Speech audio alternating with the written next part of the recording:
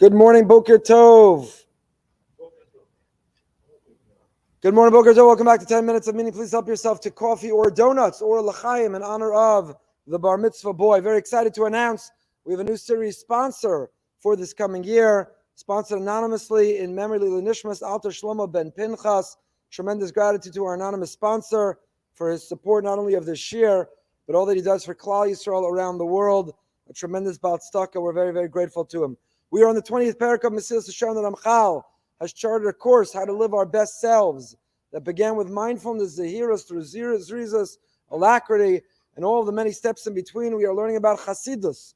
What does it mean to be a chassid? What does it mean to qualify and to be worthy of being called a chassid, a pious person? It's not about what we wear. It's all about how we behave. It's about how we think. It's about our perspective and our personality. And on this chapter, Parak Chaf, the Ramchal has been telling us about Mishkal HaChasidus, that even the person who's arrived, who's worthy of being called a chassid, person who's achieved that level of Avas Hashem Yiras Shamayim, person who's living that level of consciousness in this world, needs a shmira. You can't ever think that once I've arrived, once I've achieved it, once I'm worthy of being called it, I'm done. I can let my guard down. I've arrived now. I'm a chassid in perpetuity. I'm a chassid for life. But instead, Teida be'emes. We have to know, in truth, says the Ramchal, there are three requirements. And the three requirements to preserve and to protect that sense of being a chassid within us are that we have to have a lev yashar, a straight heart. We have to be honest. We can't try to fool ourselves or rationalize our behavior. Number two, that we have to do everything to give HaKadosh Baruch Hu nachas. We have to live to give Hashem pride and pleasure in us. Not about our comfort, our convenience, our happiness, but it's about what He wants. And number three, that we have to constantly be evaluating and reevaluating our life. Emnam, if one of these three conditions are missing, if a person is just living life, grip it and rip it, and you're not stopping and asking, how did I do today? Did I live up to my expectations today? Did I accomplish my goals today? Did I live my best self today?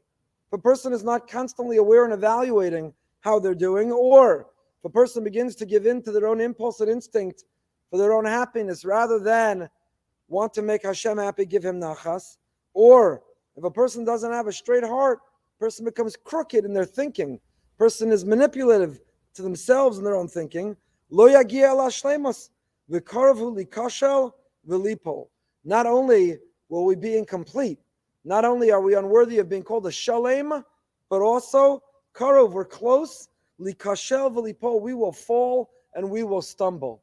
That means to say, like most good things in life, when you achieve it, you can't sit, you don't plateau. It's not a platform that you stand on or that you remain on or that you could stay there. Being a chassid is not, I've arrived, got the title, got the badge, got the parking spot, I'm now a chassid in the Ramchal's formula, I'm good to go. If we're not careful to do all three of those things, Karov, you're right at the edge. You're right at the precipice of falling. Likasha v'lipol. Dahaynu tהיה mובחרת וזכה. The person doesn't have the right intent. We're doing it for the wrong reasons. We have impure motivation. Yitrashel העיון במה שיוכל לעיין. Or if a person decides, I'm tired, I'm exhausted, I don't have the focus, I don't have the fortitude to really be thinking about who I am and where I am and what I've done and where I want to go. We're not stopping to measure and to be reflective and introspection about who we are. Or yitla bטחונו בקונו. Or let's say you're reflective and you're constantly measuring your goals. And let's say you're honest. You're not trying to sell yourself. But lo yitla bטחונו בקונו. We don't place our bטחון in Hashem. We don't live life realizing He's in charge, He's in control. We don't submit and surrender to Him. We think we're in the driver's seat. We think we're running things. We think we are responsible for the results. So then, kashalo shalayipol. It's almost impossible you won't fall. Not only will you not remain, it's not just that you won't climb higher. It's not just that you'll remain. It's impossible you won't fall. Impossible you won't fall. That which gets measured gets managed. One of my favorite mottos, Peter Drucker, who was considered a management guru, a management expert, the great professor. Peter Drucker said, that which gets managed, that which gets measured, gets managed.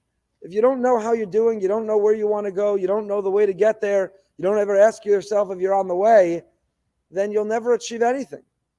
The ability to evaluate, to be reflective, to be introspective, is what you need, not only to remain where you are, but to not go backwards. I'm the rabbi. Ask any business person here, and they'll tell you your business constantly has to be evaluated and reevaluated. What are the goals? Profit, revenue, sales, customer retention, customer acquisition. If you're not asking yourself those questions, and if you're not gaining, then you're losing. You can't say, well, I'm happy with exactly this number of customers, happy with exactly this revenue. If I stay here the rest of my life, I'm good to go. If a person is not aspiring, you're not ambitious, you're not looking to build and grow, then you most certainly are going to recede, you're going to fall. How do you do that? Imagine you're around a business and you never have meetings with your staff, you never look at your numbers, you never set goals, you never think about where you are or where you're going. If you don't think about where you are or where you're going, you're guaranteed to not get there. So Ramchal says that a person has to be mindful of these three things. You want to be a chassid? You aspire to live a righteous, pious life? You want to be worthy of that label, of that title? You want to be your best self? Then, to be honest, alev yashar. You can't try to sell ourselves or manipulate the truth. Number two, we have to do it nachas ruach. We're giving it to Hashem, not for ourselves, not for our comfort or convenience, but what does He want? What will make Him proud? And number three, to constantly be evaluating where we're at. If those three things, a person in fact is shomer, a person protects, tamimas hamachshava, העיון ובטחון, אז ילך בטח באמס ולא יאונה לו כל רע. If a person is fulfilling all three of these conditions, integrity of thought, analysis, and trust in Hashem, then he will walk securely and will not have any harm. So what Chana said, Raglei chasidav yishmor. Chana said in Sefer Shmuel, he'll protect the feet, the ways of the chasidav. Yishmor, he'll protect. Why does the chassid need shmira? Hasn't the chassid arrived? Isn't the chassid the best person, the best version of who they could be? The answer is even the chassid needs shmira. You're never done. You can never let down your guard. Never in your career, in your profession, in your business. And lahavdil, lahavdil, lahavdil, never in our life. Why should we have different standards for our spiritual life than we do for our physical life? Is the ambition of the soul less than the ambition of our business? So why are our practices in our business, why are they better than that which we're doing for our own neshama, for our own selves and for our family? David HaMelech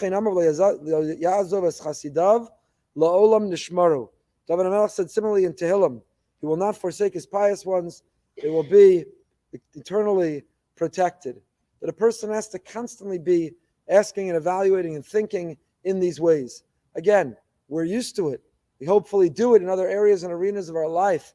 Why should that which will determine our eternal spiritual lives? Our business is wonderful, and it enables and empowers us to live beautiful lives here, to give, to help, to support others. It's great. Kill it in business. But why should you kill it in business and be satisfied underachieving spiritually in ruchnius? Our ruchnius should not match. Our ruchnius ambitions should surpass our gashmius ambition.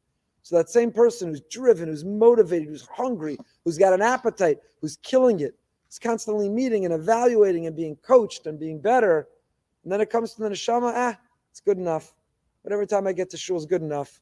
The little learning passively I do, if I do any, it's good enough. And that's good enough. We don't say good enough in other areas of our life. Why should it be good enough in ruchnius? So the way to go from good to great in business and in life are these three things. This is the winning formula, says the Ramchal. Do one more sentence. The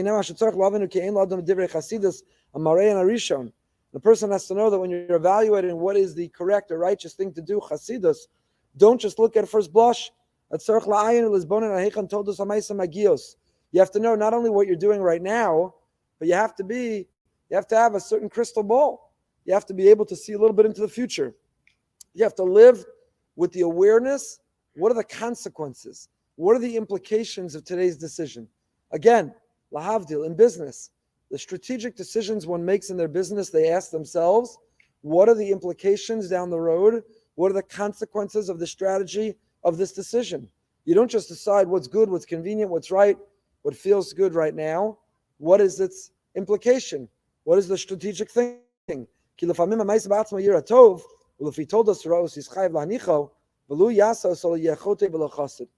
often there are decisions that seem like the right one in the moment, but you could have and should have anticipated where they would lead, and they lead someplace that is unfortunately wrong, unhealthy, destructive, or damaging. We'll continue and pick up with some examples. We'll be off for the next couple of weeks. When we resume, we're here in Perek Chaf, Mesillas Yesharim. Living with Emunah is in 15 minutes, 8:45. Have a fantastic day. Big mazel tov to Avi and to the Aaron family. Till next time, stay happy, stay healthy, stay holy.